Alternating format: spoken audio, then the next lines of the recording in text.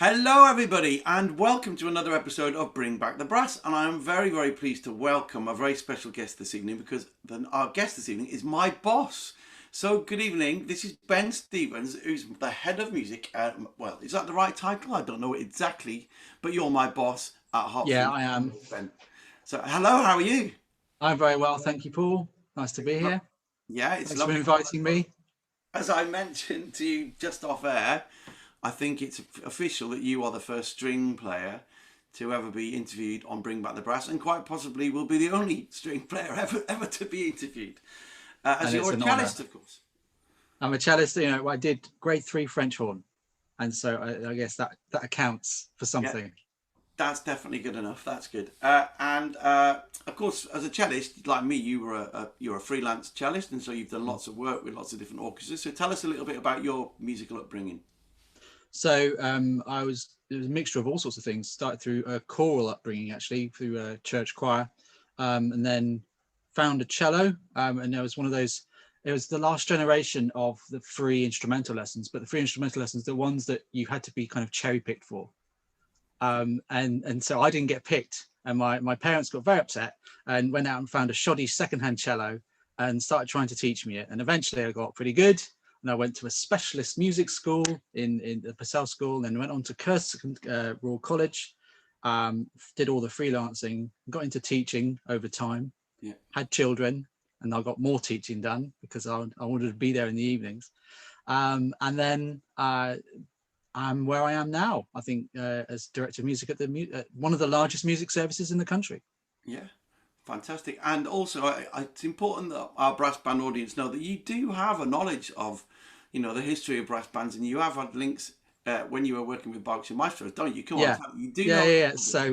So obviously, as working through kind of management levels of a music service, you get to know everything that a music service does and the different people involved do. And certainly working along people who are involved in Wantage Silver Band, for instance, got to know all the exciting things they're doing, and trying to emulate and kind of follow their lead in a way in Hertfordshire and incorporate a lot of the exciting things that can be done into the county where I am now. So yeah, um, I've always had someone involved in the work that I've been doing has always had a link to the brass world, as it seems to be, and what I've also found is that a lot of the music service teachers, a lot of the teachers, whether in the music service or private teachers anywhere, often have links to a local band at some point.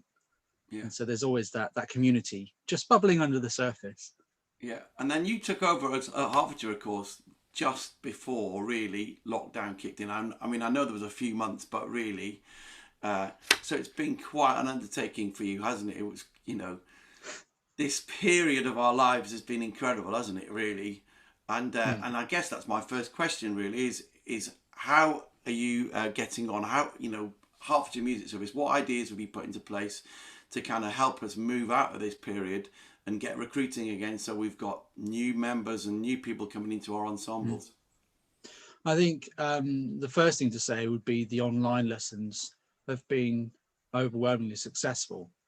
The main reason just keeping people connected with each other, and it didn't take us too long to get that up and running, and then soon after the lessons got up and running, we were looking at ensembles and kind of trying to figure out this new world of online ensemble making where you can't actually play live together on the video, and so we're all messing around with mute buttons and backing tracks. And actually what we found was the connection between a pupil and actually their wider family with the music service, with the teacher, with their friends on the ensembles, really got really strong. And that's something that we're keen not to lose as we move back face to face. So we're looking at how can we make it hybrid? How can we make the face-to-face lessons include some kind of digital element to make sure that we're fully inclusive moving forwards? But I think generally the most important thing for the future is the restrictions easing. Yeah, People would have maybe seen that, I think it's the Isle of Man, um, or one of the small islands in the Channel, perhaps Jersey or something like that, when they became officially COVID-free, they actually saw a huge spike in applications for music lessons again. wow, okay, So we're hoping that's going to happen. And we've got all sorts of things up our sleeve coming down the line, to increase participation, getting people involved in music again. But ultimately, I think advocacy is the key one. Yeah. So being able to have these discussions and meet local people, local organizations, get back in touch with the schools, as everyone starts to bring their kind of heads up above the parapet and look down the horizon a little bit further. That's where we are now, I think, and that's really exciting. Yeah, absolutely. And you know, as one of the people in the schools in Hertfordshire, you know, the appetite for music is just huge. Everyone's just so desperate to be making music again, and it's really exciting time to be back in school, really, and to find those people that are playing music for the first time and seeing that little light bulb moment. It's just extraordinary. It's happened to me this morning, and it's just the best thing. You know, it's a great experience. So you said about you got a few things up your sleeve in Hertfordshire. Come on, let us know what's up your sleeve. What kind of things have you got happening? Some things I'm sworn to secrecy at the moment. Okay. No, but really, generally, it's a lot of it to do with well-being of pupils, their social emotional outcomes, focusing on how they're feeling, how the music makes them feel, how it's supporting them to cope with all the change. There's been unprecedented change. If you think about the young people particularly, it doesn't take long for what we're living through now to become quite normal. And as we go back, it's going to be another huge upheaval, another big change. And so we've done all sorts of different projects to support well-being particularly. And then the next thing really down the line is to start asking schools, organizations, bands, parents, everyone, how has the environment in which they're working or learning changed, and what are their new needs? Because there's no point in us as a music service going back to just doing exactly what we did before, because the world really has changed that much. You know, we didn't do over 9 or 10,000 pupils online every week, only to switch straight back to face, and that experience isn't going to go away. It's going to be incorporated somehow. So I think the next step for us is really to do a really big kind of survey and needs analysis to find out what can we do to remain relevant to the young people who want to learn music. It's interesting that you say those things, because I think as a brass band movement, they're all the questions we need to be asking ourselves. We can't go back as a brass band movement to how it used to be. If we did, it would be a massive step backwards, and we need to re-engage with new audiences and back with our community so they can be reminded of what it is that we do and why we do it. And also or you mentioned about the well-being topic, you know, in bands, so often we don't necessarily always look after the well-being of our membership, however old they are. And I think it's really important that we bear that in mind as we move forward, really. So how could music services and community groups work together better then, Ben? I'm really lucky. Obviously, I work for Brass Band England currently, and we've started our Brass Foundations programme, and you have very kindly built a very, very strong partnership with Hertfordshire Music Service and Brass Band England, which is, I have to say, working so well. 120 new people playing brass instruments, and it's so positive. I can't wait for you to come and visit some of the schools, because you'll really enjoy what's happening. So, but what else can we do? What can community music groups do, and what can music services do to build those links? To build the links, I guess, ultimately you need to be doing what you do for similar reasons to be able to do it together well. I think that's where Brass Bands England, for instance, and the Hertfordshire Music Service, we had those initial conversations, really learning about each other, what our values were, and why, as you said, this is what we do and why we do it. And once you get to an understanding of the values of a group of people, of an organisation, whatever it is, a band, a group, a school, you can start looking at how the activities you put on, for instance, or the approach you take will be mutually beneficial, ultimately, for the young people who want to learn the music in your area. Mm-hmm. So I think finding those common interests and ambitions and taking an outcomes-based approach rather than an output. And it's a fine difference. It's quite there's a little bit of nuance in it, but I think of it rather than we're going to get X number of brass players going, it's going to be build a community of brass players that want to continue learning, for instance. And so by factoring in how they feel, what about the music they're learning, how they feel coming together, what is the wider impact of making music together, with that as the priority, rather than you're going to learn how to make a noise and you're going to get grade 1 in a year and all of those other things. That, you know, progression is absolutely important, but that for me is where you can start really working together really well. Yeah. You know, it's like I said, I think earlier, about those light bulb moments that you have in classrooms. It's just the best thing, and that they are the outcomes, and it's the focus and that concentration and just being in the moment, opportunities that we can give children in classrooms, which is so good. And then get those moments into band rooms, you know, and into ensembles around our counties and our towns, really. I would Also, say I guess, I would say that, you know, the brass bands in England, you have a really strong sense of things like equality as well, and diversity, inclusion. I say ED&I a lot. Equality, diversity, and inclusion is a really core part of the Hertfordshire Music Service kind of ambitions moving forward, is to become as inclusive as we possibly can. Making sure that everyone has equal access, no matter where they are, how much money they have, or what their, you know, their house situation is, whatever the situation is.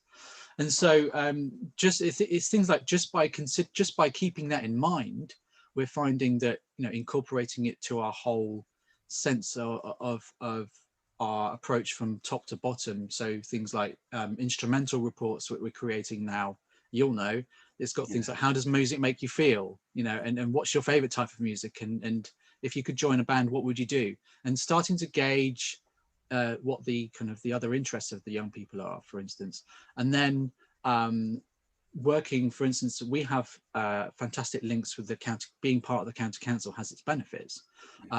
We discovered we have a data science team, Paul, and it's a fantastic resource. Essentially, they can let us know exactly in the county where those hard to reach pupils are, those hard to reach families are, and we can absolutely target what we're doing in those right places. For instance, the thing you were talking about in Boreham Wood, we targeted that project specifically into that area because we knew there was a need. There were pupils there willing to learn but hadn't had that opportunity before. So that's part of that approach. And yeah, as I said before, kind of building a community rather than creating X number of good, whatever good is, musicians. Yeah. That's great. I was going to say, you know, we work across such a, you know, huge range with diverse children and communities, don't we, in Hertfordshire? So, you know, literally I can drive from 20 minutes one place and it's just completely different communities. But it's really important that we hit all of those different communities and give them all the best opportunities that they can. How can we as brass band folk do that? What can we do to help you with that? You know, is there things that we can do to there help absolutely you? are. I think signposting is the first one. So, you know, as we had a meeting with loads of the bands in Hertfordshire, Yes, that's right. and just learning about what everybody else offers, and being able to say, you know, we might not be running a band in our local county music service centre, but we know that actually down the road there is a youth band that's running that you could join. And as we move forwards together around certainly diversity and inclusion, so making opportunities available for, say, the learning disabled community. What can we do to make it so that there's almost you just know that whatever band you go to, whatever a musical opportunity you go to, it's going to cater for those pupils with additional needs, be that physical or mental health issues. And that's for me one of my absolute passions. Having a child with autism is, and you know, it's high functioning. You wouldn't know that he had a social communication disorder until something happens, and it's one of those invisible disabilities that, you know, as a parent, you know, in some situations you have to leave in shame.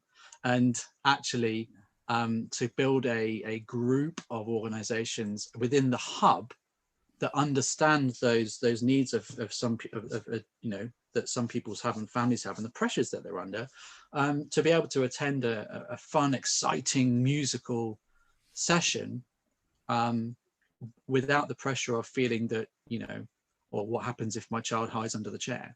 Yeah. It's okay, it's all good. So that's how we can work together. So kind of helping each other to learn how to adapt to those situations. And the Music Hub can help with that through training and CPD and support. And the opposite way around is that, you know, the brass bands can just come to us and say, I'd like to learn about this. Until we know, we can't help. And so I think that's the thing. That's what's really exciting about the relationship in Hertfordshire right now. Okay, I think sometimes we might be talking in sort of education speak. So just to sort of explain to the band movement that might be listening, sorry, is CPD. It's about, you know, one of the things that both myself and Ben are passionate about is we know how many fantastic educators there are in the brass band movement who perhaps are in an ensemble and would love the background knowledge on and experience to help children in your ensembles a little bit more, but maybe haven't quite got the confidence to do it. And we, both at Brass Bands England and at all the music hubs around the country, I'm sure, would be more than happy to get into your communities and help you with these conversations. And you know, when children do walk in through your band room door, you have more experiences in place to be able to deal with whatever that situation might be. It's so important to me personally that we encourage absolutely everybody that is brave enough to walk into a rehearsal room, because we all know what that feels like. If you've been brave enough to walk into that rehearsal room, you've got to make sure that person is made to feel really, really welcome. Yeah, I mean, but it's just so important. Okay, so I'm just looking down my list of my next question. So as I mentioned earlier, our band movement really needs to move forward, and we need to share and collaborate and celebrate making music more. Ben, what ideas? How can we link better with the Music Hub? You know, I just sometimes feel I'm very lucky with the relationship that I have with my Music Hub. Is there things that we can do to make that relationship easier and link better? Well, the communication really is the obvious way forwards. It's like, you know, if you say, you know, what can a Music Hub do for the brass bands and what can brass bands do for music hubs, you can't answer one question without answering the other, because it's a relationship you're building in the end. And that's what the Music Hub, rather than the Music Service, is really good for, in that you're coming to the kind of the meeting of people as a music hub is basically saying we're here to build a group of organizations, bring them together for the ultimate aim of making music available to more young people. And you know, there's all sorts of things that can get in the way. You know, I'm you know, I can be narcissistic in my own way, and you know, many musicians have big personalities, and with that comes sometimes egos and a sense of wanting to protect what they've built. And I think that can sometimes get in the way when ultimately what you're trying to do is create something for the benefit of the wider area, the wider region, the community. So there's no easy way to kind of to move through that. But what it does take, I think, and that's something that we've already started talking about in our sessions in Hertfordshire, is it's almost counterproductive for someone like me in my position as someone at the Music Service to say not to run a brass band at a music centre, because what I'm doing is reducing the potential income, let's face it, of pupils coming to my band that I'm running. And at the same time, it's counterproductive also to be running two bands at the same time, because ultimately you're making pupils choose and reducing the power, the impact of a band by having two split bands, you know, for whatever reason. So I think it takes a little bit of give from one side to the other to start that relationship, to build that relationship and build trust essentially between understanding that yes, we really are a values-based or values-driven organization, and ultimately we want young people to learn rather than have to choose, Yeah. if that makes sense. Yeah, and I think the trust word is so important. It's a word that's cropped up Mm. a lot in the last 14 or 15 months in our circles, is that bands need to trust one another, and we need to trust other musical ensembles in communities, really. Because for me, I grew up in a brass band community, and I went to the Royal Northern College of Music, and in about day two, somebody introduced me to, the Count Basie Orchestra and Maynard Ferguson, and I'd never heard any of these ensembles before. It just blew my mind. I couldn't believe it. But because I'd Mm. sort of been in a brass band community, they just weren't the sounds that I'd been made aware of. And I think it's really important as leaders in our brass band world and in our music hub that we make sure that our children get the full gamut of all the music that's out there. One of the Yeah, favourite things about my absolutely right. teaching in the wider ops in the first access classes, I always play them a different piece of music every week now, like we call it an observation quiz. But there's a great band called Lucky Chops in New York. They love listening to the Lucky Chops. This week we listened to the US Marine Band, Royal Marines in the US, Mm. and they sit and listen and watch, and absolutely adore it. And Mm. then they're ready to play because they've got that focus and that attention, and they've listened to dynamics and they've watched, and then they get their instruments out and they're in the zone, and it's just a great feeling. So to introduce children to different sounds is fantastic. And as a brass band, advocate, I think it's really important that we let our students and our pupils go out and try different things, Mm. because you've got to, haven't you? Yeah, I mean, I think back on my experience. You say to someone, "Oh, you play the cello, great. You must be you must like classical music." Yeah, It's like, well, yeah, that is great, but there's loads of other music that I've played and enjoyed playing. You look at all the major symphony orchestras, some of which I've been very lucky to play with, and they're not doing just classical music all the time. There is a need and a want for. I did all the James Bond themes with the City of Birmingham Symphony Orchestra, it's pretty cool. and I had so much fun. It was so good. Symphony Hall just packed to the rafters with people coming to listen to James Bond music. It was great. And I think what people have to learn as we go, as we move forwards, is learn to accept that young people, the more surveys we do, for instance, we get feedback that they just want to absorb all the different cultures and options available. And you have to accept that. You have to say, and from my point of view, from a music service point of view as well, they might want to go and do a brass band for a couple of years, and then after that they might want to go and do a symphony orchestra or a funk band or a jazz group or a marching band. Yeah, They want to do all sorts of things because YouTube is full of recordings, as you make take advantage of for playing the recordings to the first access kids. And so for me, that it's a kind of accepting that people want to try lots of different things and then supporting each other to make that available to everybody, and ultimately everyone wins. You'd yeah, like to hope. yeah, absolutely. I think, and ultimately, they come back to you. These children that you give opportunities to, they'll disappear. They'll play in your band. They'll go and do the other things. They'll go off to music college or university, and you blink, and 5 minutes later they're coming back through the door again because those 3 years Yeah. have kind of flown by, and I've got a few more grey hairs or a lot more grey hair. But Well, that's you build. That's part of building a really great musical community, is that they do come back, and we see it together. As educators, yeah, pupils learn. They take part in your bands, and they go off and do something else at university, or go off and do some work in. They might go to the city and do a banking job for a while, but eventually, if they come back, they I've had enough of that. I want to do some music. I want to teach, and then it comes full circle. And they're, I mean, you must know, especially through the brass band community, it's so close knit. And we, even in Hertfordshire, you could see that uh, one person taught X person who then came back to teach, who then taught this person. And we've seen, actually, in Hertfordshire, we've got generations of teachers teaching the next one who come back to teach the next one, and it's a really fantastic environment to work in and to make music in. yeah, absolutely.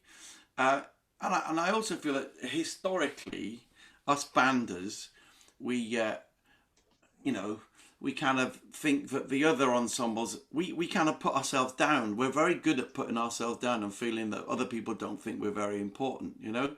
And so I think we think that other ensembles are more important than our ensemble, but actually every ensemble is just as important. And if you look at the orchestras that you're talking about, the brass sections are full of people that used to play in the brass bands and still do play in brass bands and have got it here in their heart, you know? So it's trying to get that message out, isn't it, really? Yeah, I mean, it's a very good point. And um, the every even I ran string groups as a teacher and myself, and even I felt that my junior string group was the most important group that everyone had to come to, and it was I was going to make it as fun as possible. And I was working within a system of then they're going to go on to a different group and then to a different group, and they can join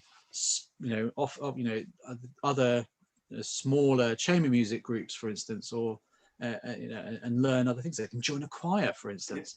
And so there were all these other options available, but I still felt very protective, I suppose, of my ensemble, and saw it as the pièce de résistance of my group, my area. But I think there are ways that you can I suppose educate people about other ensembles, other groups. And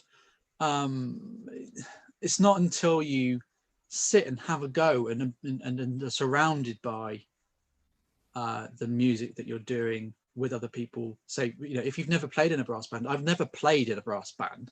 I would love to, but until you've actually done it, you probably don't fully understand what the draw is for the people that are going. I mean, you talk about I talk about quality a lot. Is part of my job is to ensure musical excellence. So I need to make sure that Paul Fisher is doing a really good job, and you are. And we have ways of checking, because we see it all over Twitter, all the fantastic work you do. It's really, really great. But I think children, families, you don't have to be a trained musician to recognize excellence, to recognize good quality music making. Yeah. And by increasing the amount of exposure or the amount of opportunity to share the fantastic high quality music making that goes on everywhere, particularly in the brass band world, outside of, say, competition time, and more into local schools, local community organizations, the local park, whatever it is, the more chance you have of making people see all the different options available as, oh yeah, that is as good as that I wanted to go to. Or maybe I will go to a brass thing rather than the rock and pop thing that I always go to every year. So that I guess that's one way that I would suggest that we can work to have a bit more, I suppose. Yeah. The kind of, you mentioned equality in the kind of the hierarchy, I suppose. Exactly. Yeah. And it brings me beautifully and very smoothly onto my next point, which of course is the launch of our Proms in the Playground project, which we've launched today with BBE. And I know that Hearts Music are going to be very involved in that too. So this is a shout out to all of you people in brass bands that might be involved with schools too and in education.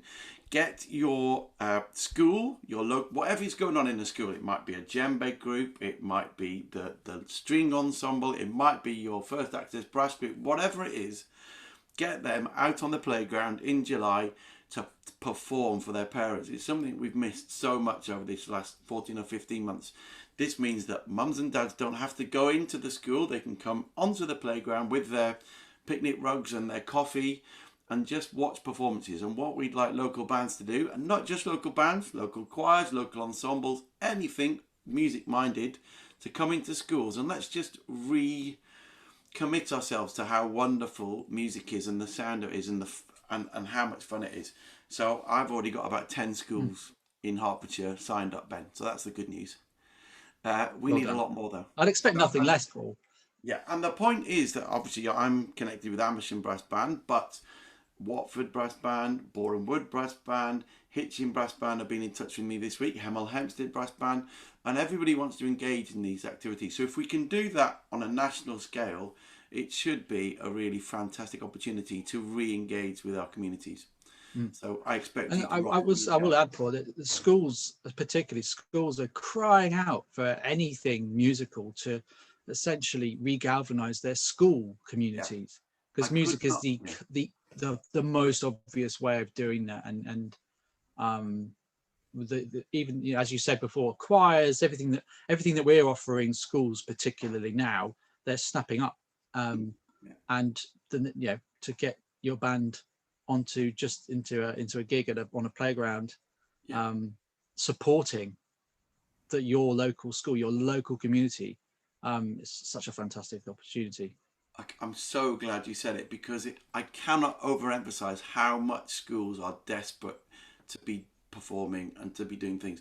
They've missed so much in this last time, and they want to be doing it, you know, and we want them to be doing it, and we need them to be doing it. So I'm really grateful that you mentioned that.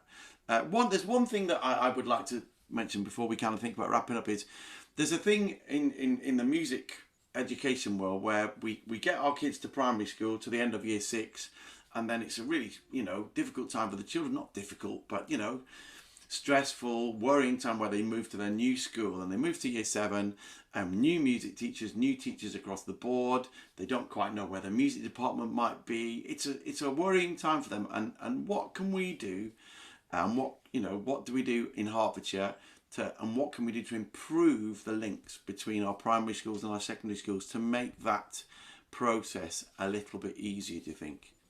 It's that if you can solve that, Yeah, you're onto a winner. a difficult one, isn't it? You know, you look at, you know, every year, even, you know, it's been going on for decades, Yeah, really, the decades and decades. There's no easy answer.